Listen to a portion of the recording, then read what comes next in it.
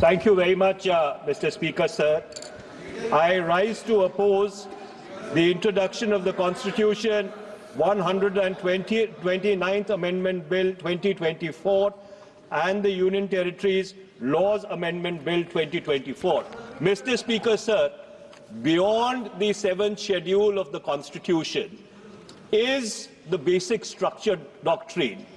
And that basic structure doctrine spells out that there are certain features of the Indian Constitution which are beyond the amending power of this House also. One of the essential features is federalism and the structure of our democracy. And therefore, the bills which have been moved by the Honorable Minister of Law and Justice absolutely assault the basic structure of the Constitution and are beyond the legislative competence of this House, and therefore they need to be opposed ab initio, and the introduction of those bills have to be stopped. Number two, Mr. Speaker, sir, how is it possible under our constitutional scheme that the tenures of the state legislatures can be made subject to the tenure of the national legislature? That is completely an antithesis of the constitutional scheme. There is absolutely no way under the Indian constitutional scheme where the states are separate constituents and equal constituents, the term of the state legislatures can be made subject to the term of the national legislature. And my final point, Mr. Speaker, sir, India is a union of states. Article 1 of the Constitution states that India is a union of states and not vice versa.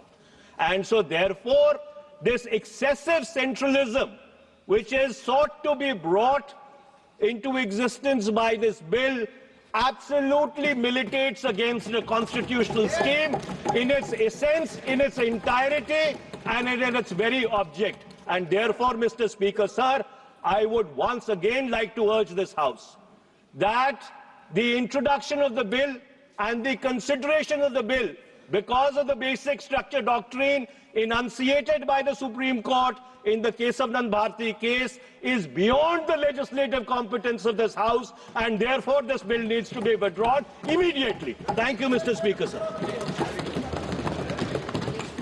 Dharmendra Yadav. धन्यवाद अध्यक्ष जी। मैं इस संविधान के 129वें संशोधन अधिनियम के विरोध के लिए खड़ा हूं। अध्यक्ष जी, मैं समझ नहीं पा रहा हूं, अभी 2 दिन पहले संविधान को बचाने की, संविधान की गौरवशाली परंपराएं की कस्में खाने में कोई कमी नहीं रखी। 2 ही दिन के अंदर संविधान की जो हमारी मूल भावना है, 2 ही दिन के अंदर संविधान का जो हमारा बेसिक स्ट्रक्चर है, 2 ही दिन के अंदर संविधान का जो हमारा संघीय ढांचा है, उसको खत्म करने के लिए संविधान संशोधन बिल लाए हैं। मैं मनीष तिवारी जी से सहमत हूं और अपनी पार्टी और अपने नेता आदरणीय अखिलेश यादव जी की ओर से कहना चाहता हूं, ये बिल पूरे देश के जो अलग अलग भेष, भाषाएं, संस्कृति, क्षेत्र की जो मान्यताएं हैं, जो हमारे संविधान निर्माताओं ने बहुत सोच विचार के मंथन अध्ययन करके ये संघीय ढांचा तैयार किया था, राज्यों का गठन भी किया था, संस्कृति के हिसाब से, क्षेत्र के हिसाब से, भाषा के हिसाब से, परिस्थितियों और समय के हिसाब से। मैं नहीं समझता अध्यक्ष जी, मुझे कहने में कोई संकोच नहीं, उस समय के हमारे संविधान निर्माताओं से विद्वान, बाबा साहब भीमराव अंबेडकर से ज्यादा विद्वान इस सदन में अभी कोई नहीं बैठा, मुझे कहने में संकोच नहीं है। और ये संविधान की मूल भावना को खत्म करके कैसे तानाशाही के रास्ते निकाले जाएं, इसके अलावा कोई काम ही नहीं बचा है। आखिर मनीष तिवारी जी ने कहा, कहीं एक विधानसभा के चुनाव अगर कोई अविश्वास आता है, अगर बहुमत नहीं मिलता है, तो क्या पूरे देश का चुनाव कराओगे? पूरे देश का चुनाव कराओगे? और ये लोग एक देश, एक संविधान, एक चुनाव की बात करते हैं। जो लोग 8 विधानसभाएं भी एक साथ नहीं करा पाते हो, मौसम देख के तारीखें बदलते हो, वो लोग बात करते हैं एक देश एक चुनाव की।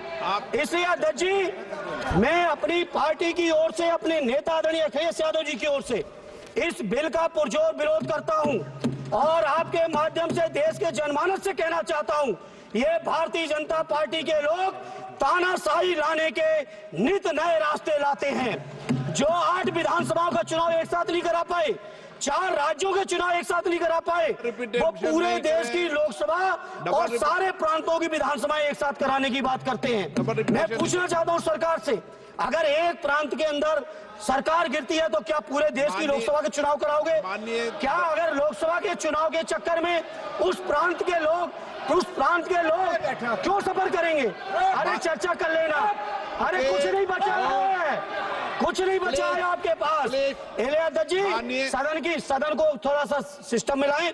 अध्यक्ष जी, आपसे अनुरोध है, आपके माध्यम से सरकार से अनुरोध है, जनता ने बड़ी उम्मीदों के साथ हम सबको भेजा है और हम सब लोगों की जिम्मेदारी है, ये संविधान विरोधी, संघीय ढांचे विरोधी, बेसिक स्ट्रक्चर विरोधी कई केसों की चर्चा की मनीष तिवारी जी ने उनके साथ जोड़ते हुए, माननीय सर्वोच्च न्यायालय की भावनाओं के विरोधी, गरीब विरोधी, दलित विरोधी, पिछड़ा विरोधी, मुसलमान विरोधी, इस नियत को वापस लो। ये अध्यक्ष जी, आपके माध्यम से मेरी आपसे प्रार्थना है। बहुत बहुत धन्यवाद। एक मिनट प्लीज। माननीय सदस्यगण, हम संसद के अंदर हर विषय की अलग अलग प्रक्रिया होती है। जब राष्ट्रपति भाषण होता है, जब बोलने की प्रक्रिया अलग होती है। संविधान पर उसकी 75 वर्ष की चर्चा पर जब विषय अलग होता है। आप जिस बिल का विधेयक पर विरोध कर रहे हैं वो नियम 72 के तहत विरोध कर रहे हैं। तो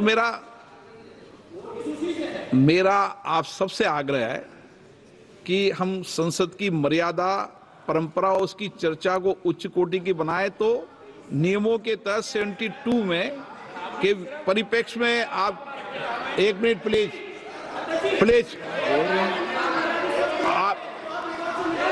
आप प्लीज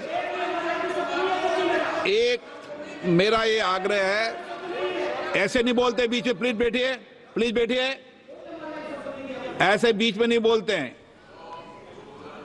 मैंने इसलिए आपसे कहा कि मैंने किसी को नहीं कहा कि मर्यादा बोली। मैंने कहा नियम 72 के तहत आप उस परिप्रेक्ष्य के अंदर बिल का विरोध करने का आपका अधिकार है, वह भी विधेयक की विधायी क्षमता, लेजिस्लेटिव कॉम्पिटेंस के विषय पर।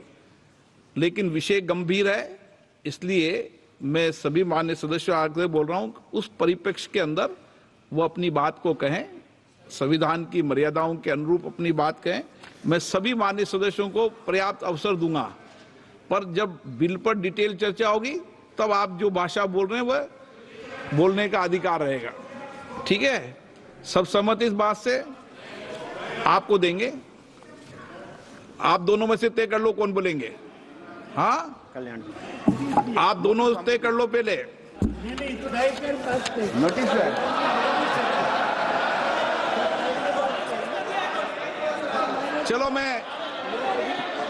चलो मैं दोनों को 2-2 मिनट रख दूंगा। पहले Kalyan Banerjee. Under our constitutional scheme, the basic structure of constitution is read in between the lines. This proposed bill hits the basic structure of the constitution itself. And if any bill, any act which hits the basic structure of the constitution, that is ultra-virus. And it is ultra-virus. Sir, proposed Article 83, Sub-Article 5 is just contrary to Article 83, Sub-Article 2. Just contrary. Either you keep 83.2 or you keep 83.5. Both cannot be kept. Both are inconsistent with each other.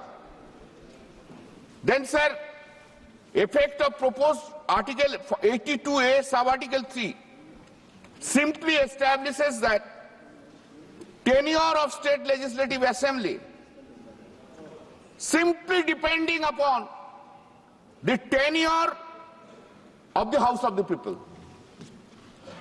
It is not a doctrine of pleasure. Doctrine of pleasure is under Article 311 of the Constitution.